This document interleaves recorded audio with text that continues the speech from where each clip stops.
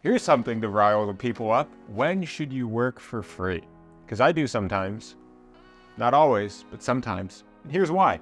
Working for free, a lot of times people phrase it in the way of like, oh, there's a company wanting you to shoot for them for no money. And yes, by and large, I don't agree with that. Granted, in certain very particular circumstances, I'll do it, right? However, the majority of the time when I'm working for free, it's doing like creative test shoots. Basically creating the work that you want to be paid for, because people will really only book you based off of what you have in your portfolio or the work you have to show them. For example, I want to shoot more like holiday campaign stuff, and I saw a lot of it come out this year, and I was like, that's something that speaks to me. I want to shoot some kind of like holiday campaign, but I don't have any of it at all in my portfolio.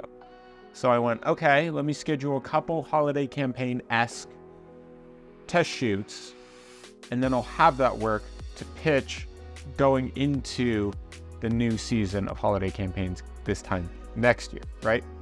So that's when you do it. You create the works that you want to be paid for while nobody's paying for you to do so, so then you get the paid work down the line. You could bring on a team including wardrobe, hair, makeup, etc., and everyone is just in that collaborative environment together because you're all at the same level. And then if I get booked on something, chances are I'm booking them on it as well. So we all get paid at the end of the day, but there's no like upfront anybody's paying for anything. So that's the first time that I will work for free, essentially creating the work that I otherwise want to be paid for, especially because then you create work and it keeps you busy. Keeps your mind sharp. It keeps it looking like you are constantly on the move, and that's a good look to have. People, you don't want to look like you're always available or anything, so that's also important. But mainly, create the work that you want to be paid for. So shoot those while nobody's paying for you, because then that's how you actually get that work. That's how you get better, and then that's how you book it. The other side is when somebody is actually asking you for photos and they don't have a budget. Usually I will go, hey, is there a kind of budget for this? Now, it depends on a very few things. So, if there's no budget, usually this is what I'll do. If they like, hey, we're, interested in you photographing this thing, whatever it is, I'll say, okay. Either they'll ask for my rate, in which case, great. They know they're going to pay me, and it'll just be based on what my rate is if we need to go negotiate or whatever. But then there's the, what's your budget? And they go, oh, kinda don't have one. And I go, okay. Based on what it is, it's either, or if the rate is like lower than I would usually go, but this goes for usually like when it's not paid at all. I'll go, what's the project? Who's involved in it, and obviously, is it paid? I think this is something that I heard photographer Chase Jarvis back in the day mention, and it's essentially the three pillars of if you'll take on a project. If there's two of them, the answer is yes. If it's just one of them, the answer is no. If it's none of them, you run, essentially. Basically, what's the project? Do you like the project? Are you invested in it? Will it work towards your portfolio? Will it give you, will give you social proof? What that project do for you? Is that something that you're interested in, that you want to do? If so, great. Okay, that's one part of it. 2, people. Are these people you worked with before? Are these people who have a connection that you want to nurture? Is this somebody that would be a good connect for you?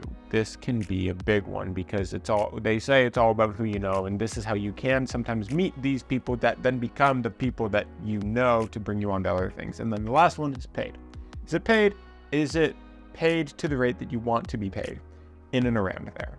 So those 3 things. If it has 2 of them, if it's the people and the pay, but maybe the project isn't right up your alley, I'd say still do it anyways. If it's people, and if it's the project and the pay, but the people, still do it anyways. If it's all 3, absolutely 100% yes, get me on that, please. And then lastly, if it's the project you really like, you're passionate about, and the people that's a connection you really want to nurture and you want to build, even if it's not paid, go for it, because it can end up really being worth it. I've done projects that haven't been paid that have led to a lot of paid work down the line. Sometimes it happens, sometimes it doesn't, but usually when it does happen, it's because of the project and the people that then later lead to the pay, right? Not always, but sometimes. It's a bit of a numbers game. You don't want to say yes to everything. You don't want to spread yourself too thin, especially you don't want to be taken advantage of, because there are times where it does seem like people will try to take advantage of photographers, of creatives, etc., and expect you to, do a lot of work for little to no money. But if it makes sense for you, sure. But I think if it doesn't.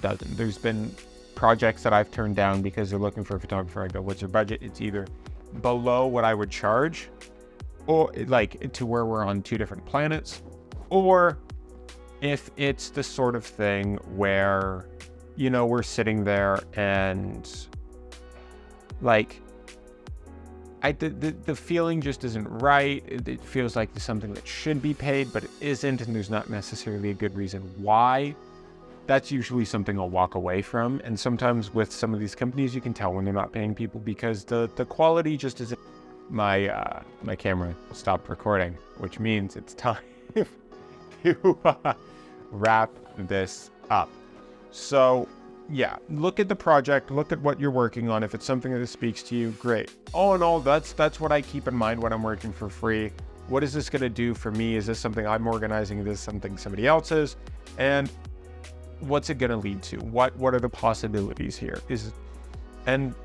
Sometimes you'll have a client reach out and be like, hey, this is our budget, it's kind of low. Sometimes based on the project and the people, you'll be like, you know what, I'm happy to work with that. Other times you go, you know what, I see that, I don't think it's right this time, but let me know in the future. And sometimes those actually work out. They'll come back and go, actually, you know what, yeah, we like what you do. We have the budget to support that now, and we love to work together. As long as you handle it respectfully, sometimes people will come around, and it works for everyone. With all that said, if you enjoyed it and got some value out of it, consider subscribing to join along this journey with me. Remember, my friends, as always, to work hard, rest often, and I'll see you on the next one.